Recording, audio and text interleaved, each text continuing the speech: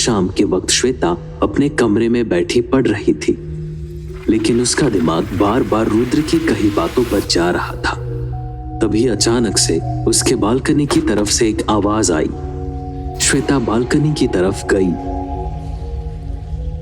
तो उसने देखा कि वहां एक छोटे से पत्थर से बना लिफाफा पड़ा था। उसने वहीं से रोड में झांक कर देखा, वहां कोई भी नहीं था। कौन है वहां? आखिर इसमें क्या हो सकता है? श्वेता ने जैसे ही वो लिफाफा खोला, उसके अंदर से चंदन की महक आई। वो महक श्वेता के भीतर तक समा गई थी। उसे एक मदहोशी सी होने लगी। उस लिफाफे में एक पत्र था। श्वेता उस पत्र को पढ़कर मुस्कुराने लगी। लिफाफे में उसे खूबसूरत सा हार भी मिला। ये कितना सुंदर है। श्वेता ने खुशी खुशी वो हार धारण कर लिया। दूसरी तरफ अपनी दोस्त रैना के साथ बैठ रुद्र श्वेता के बारे में उसे बता रहा था। कुछ तो बात है उसमें। मैं चाहता हूँ कि तुम उससे मिलो। ऐसा क्यों? बस यूं ही। वैसे रैना, क्या तुम मेरे साथ कल राजगढ़ किले में जाना चाहोगी? ये तुम क्या कह रहे हो रुद्र?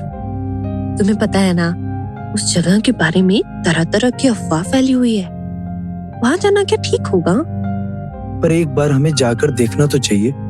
और वैसे भी तुम्हें भी तो पुरानी इमारतें और इतिहास जानने का कितना शौक है। मैं तो तुम्हारे लिए ही कह रहा था। क्या बात है, आज बड़े दिलदार बन रहे हो। ठीक है, कल हम राजगढ़ किला जाएंगे। अगली सुबह बैच के दूसरे विद्यार्थियों के साथ श्वेता भी राजगढ़ के किले पहुंच गई थी। श्वेता के गले में वो हार देखकर राजकुमार खुश हो जाता है। मेरी चाल कामयाब हुई। अब हुकुम शाह से आपका विवाह होने में कोई नहीं रोक सकता। हम माँ को बिना बताए यहाँ आ तो गए, पर न जाने क्यों एक अजीब सी बेचैनी हो रही है। शायद ये हमारा वहम हो।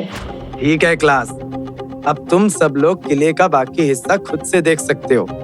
आज की क्लास यहीं खत्म होती है, लेकिन ध्यान से, यहाँ के अंदर महल में जाना मना है, इसलिए आप में से कोई वहाँ मत जाइएगा। Good day. श्वेता, देखो तो जरा, तुमसे मिलने कौन आया है? वहां रुद्र खड़ा था। उसे देखकर श्वेता खुश हो गई। अरे, तुम यहाँ पर? तुमने तो कहा था नहीं आ सकते। हाँ, पर मैं तुमसे कल हार गया था, इसलिए तुम्हारी बात भी टाल नहीं सकता था। ये यहाँ भी आ गया। इसके रहते तो सारे किए किराए पर पानी फिर जाएगा। रुद्र, मुझे श्वेता से नहीं मिलवाओगे? अरे हाँ, श्वेता ये है रैना, मेरी बचपन की दोस्त। तुम्हारे बारे में मैंने रुद्र से बहुत सुना है, लेकिन जितना भी सुना था वो कम है। चलो हम सब किले की सैर पे चलते हैं। किले में घूमती हुई श्वेता के दिमाग में कई सारी बातें चल रही थी। सपने जो हम आज तक देखते रहे, क्या उनमें कोई सच्चाई है? आज हम ये बात पता लगा कर ही रहेंगे। हमारा राजगढ़ के किले से क्या संबंध है? चलते हुए श्वेता अंदर महल के सामने पहुंच गई थी।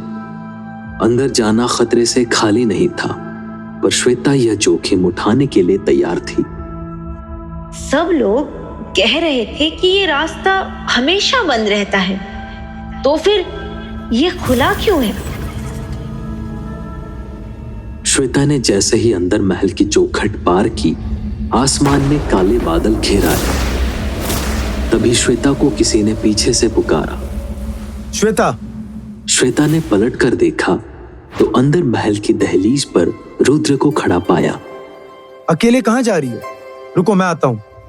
उनके पीछे अंदर महल का दरवाजा दोबारा बंद हो गया। शैतानी आत्मा अपने मंसूबे को अंजाम देने जा रही थी। राजकुमारी रत्ना, अब आप स्वयं आकर हमें यहाँ से मुक्त करेंगी, और फिर आपसे ब्याह करके मैं सर्वशक्तिमान बन जाऊंगा। कुछ सुनाई दिया तुम्हें? नहीं, कुछ भी तो नहीं। और कुछ देर में दोनों अंदर महल के रास्तों में घूमने लगे। ये महल हमारी सोच से कई ज्यादा सुंदर है ना श्वेता? लेकिन श्वेता तो अपने ख्यालात में खोई हुई थी। वो पूरी ताकत उसके मन को काबू करने की कोशिश कर रही थी। श्वेता की आंखों के सामने विचित्र से दृश्य आने लगे।